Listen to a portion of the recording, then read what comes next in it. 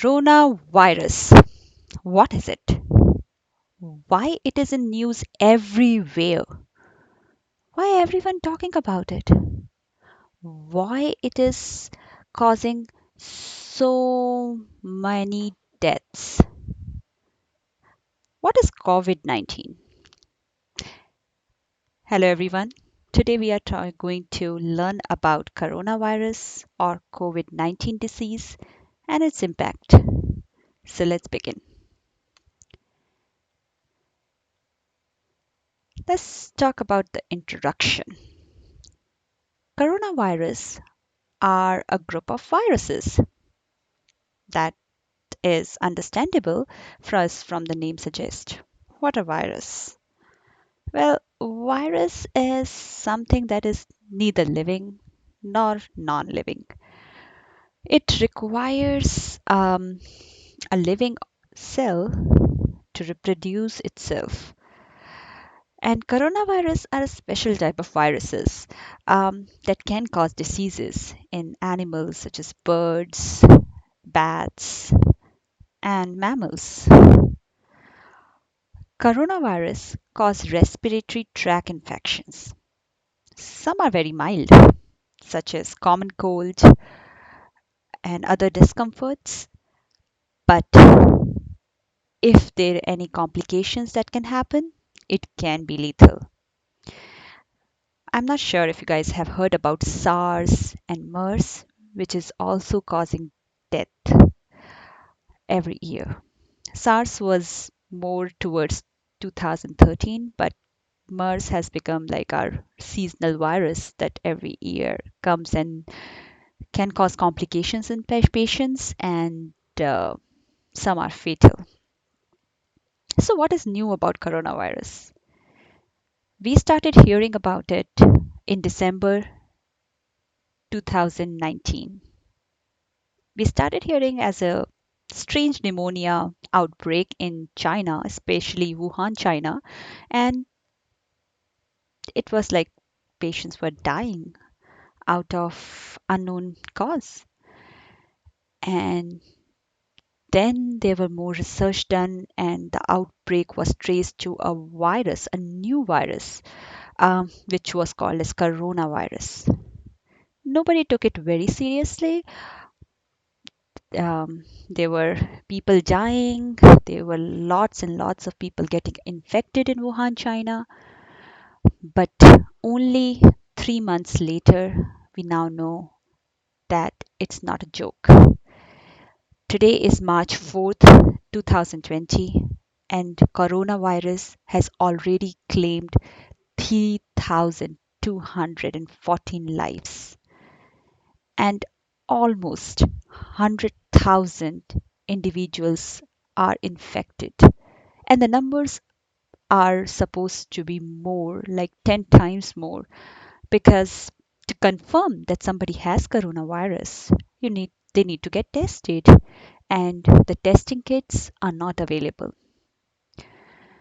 Well, let's see some of the comparison between different viruses and their death rates, and why coronavirus is such a big threat to humanity right now. In 2003, there was a similar virus that started an outbreak in China, which is called a SARS virus, and it claimed 774 lives. In 2012, another type of virus, it was a coronavirus, this belongs to the same family, and it started infecting people. It's called as Middle East Respiratory Syndrome, MERS, and it claimed over 400 lives. After that, vaccines have been developed, people are getting flu shots, but it keeps coming back. It is mutating, but it's not that fatal. In 2015, it claimed 36 lives. In 2018, it claimed 41. Now let's compare it with coronavirus. It's just 2 months of the data. It has already claimed 3,000 lives. Yes, that's the impact. That's why it's making news everywhere. Um, a little bit of biology behind COVID-19. So, COVID-19 is the disease caused by coronavirus. It's very interesting if you guys are interested in the virology. Like, it's amazing how the virus survives, get into the any people's body and infect it, and how it reproduces itself, and possibly um, increases the infection. Um, these viruses are enveloped viruses. That means they are like forming an envelope. If you see the colorful picture, you can see it looks like a shell, nice shell, right? It's inside this nice envelope. It has everything that all the information that is required for this virus to reproduce itself. It's called as RNA. It's a single strain virus. Outside, it has all proteins which help virus to attach to the cells and launch its attack. So, proteins that contribute to overall structures are spike, S, you can see, and envelope, membrane, and this nucleocapsid, N. It's a very nice 3D demonstration. Let's see how it replicates. So, it when it enters into our system, it tries to find the host cell. After it finds the host cell, it attaches its proteins to the receptors in the cell. The virus particle, after its entry into the host cell, the virus particle is uncoated and its genomes enter the cell's cytoplasm. The coronavirus RNA genome has a methylated cap and a polydenylated tail, which allows the RNA to attach to the host cells. Coronavirus genomes also encode a protein called RNA dependent RNA polymerase, which allows the viral genome to be transcribed into the new RNA copies using the host cell's machinery. The genome is replicated and long polyprotein is formed where all the proteins are attached. Coronavirus have a non-structural protein which is able to cleave the polyprotein. This process is a form of genetic economy, allowing the virus to encode the greatest number of genes in a small number of nucleotides. Just imagine what all things are going around when this a single virus enters the cell. It replicates, produces more of its kind, which are then in fact going out to infect other cells, and because of this, it causes the host cell to die. Now, let's see transmission and testing. So, initially, it's thought that this virus exists in animals, and somehow it learned how to transmit from animal to human, and now it has adapted to do the transmission from human to human. And the researchers are saying that the incubation time can be anywhere between 2 to 10 days. It can transmit due to close contact via respiratory droplets, like any other type of flu virus, like sneezing, coughing. It causes the transmission. Not only that, it can also transmit using the contaminated surface, like doorknobs and um, other things like uh, boxes and tables, chairs, railings, whatever is can be contaminated. How easily can virus spread? Virus that causes COVID-19 seem to be spreading easily and sustainably in the community. You know, you might be hearing what is a community spread. That means that the community is spreading it. So even if you are not in close contact with a person, you don't know the person, but just because you are in the community, you can get the infection.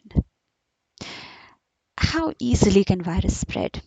Some researchers are saying that you should assume the worst and prepare for it. It's like a wind, you cannot stop it. It causes exponential growth in the number of affected cases because one person will infect two, those two can infect four others, those four can affect so many, and that's how the infection progresses. You just have to prepare for it. Now, how about testing? That's the main problem. That's why the numbers are not showing the real degree of the problem because there is not enough testing capacity, and it has slowed the US response to the coronavirus. First, they created a kit which was faulty, they cannot use it, and now they don't have enough to test all the suspected people. This impeded the detection of what the outbreaks in multiple states could be, and only this week is the pace of testing beginning to step up, which is good. Huh. Now, I was wondering about like, okay, if I'm not talking to the person who is infected, when you talk about community spread, how much persistent this coronavirus is. Like if somebody sneezed on my table and I went and I touched it, um, is there any time window I should be careful about? You know what? It's not hours, as some reports suggested. Um, we are yet to get more information, but other human coronavirus, if you study them, like SARS and MERS, or endemic human coronavirus, they can persist on inanimated surfaces like metal, glass, plastic for up to 9 days. That's a lot of time to infect so many number of people. The good news is it can be inactivated by surface disinfection. That's why you keep seeing that there is a shortage of sanitizers, shortage of disinfected wipes, because this is what's happening. Scientists are sharing that it can be activated. That's why you need to follow a good hygiene. You can use ethanol, you can use hydrogen peroxide, other biocidal agents, but you have to follow good hygiene. There is no specific therapies are available. Early containment and prevention of further spread will be crucial to stop the ongoing spread and to control this infection. Now, the thing that is making the most news, mortality rate. As per current data, it's around 2 to 3%. What does it mean around 2 to 3%? That means that number of people dying over how many people are infected. That's what is called as mortality rate. So if it is infecting 100 people, out of them 2 and 3 are dying. Now, that doesn't sound that bad, but if you think about our whole population and how infectious it is, how easily it is spreading, these number only 2 to 3% can easily be like, in millions. If millions people are dying, even though it constitutes only 2 to 3% of world population, it's a big, big pandemic that everybody has to be aware of and save themselves. The interesting thing is that the research is still showing up, but it is varying by age and by sex. It seems to be sparing kids, which is a good thing. There are no fatalities reported in kids under 10 years of age. Um, but um, it's really fatal in terms of if you see elderly people, anywhere around 4 to 15% of cases. Also, people with pre-existing conditions are higher risk of death by higher risk of complications caused due to this coronavirus. Um, Male and female is like not very decisive. I think majority is like by age and by pre-existing condition. How many areas are infected? I think this data is bogus because there are not many tests that are done. There is um, very kind of outbreak condition in, we all know China, recently Iran and Italy, and people are saying about Egypt as well. Canada has 31 cases, US has 100 plus, Mexico, yeah, you can see like Germany, France, UK, everywhere, India, Singapore, Australia. It's like all over the globe. And this is only 2 months. Okay, what can I do to protect myself? That's a good question, which I'm asking myself too. The first thing that I'm hearing from every resource is that personal hygiene. You should wash your hands or sanitize them before you touch anything that goes anywhere near your uh, face. So before touching your face, you wash your hands. Before touching your food, you wash your hands. This is like a normal hygiene that you have to practice more diligently these days. Also, you should disinfect surfaces, um, because mailmen are coming. People are bringing your packages from where these packages are going. So it's a good idea to keep disinfecting these surfaces. Avoid any big gathering. Everything can wait. Just wait and watch what's going around the world and understand the impact before exposing yourself. I would isolate myself for some time and avoid any big gathering and avoid contact with any people who are sick. Just be cautious. Um, and also try to stock up on essential supplies, especially your prescription medication, because the issue is about the supply chain. Everything is coming from China, where the factory workers are impacted, and you know there is some bans in some kind type of exports as well. So everybody will be impacted. So stocking up is a good idea.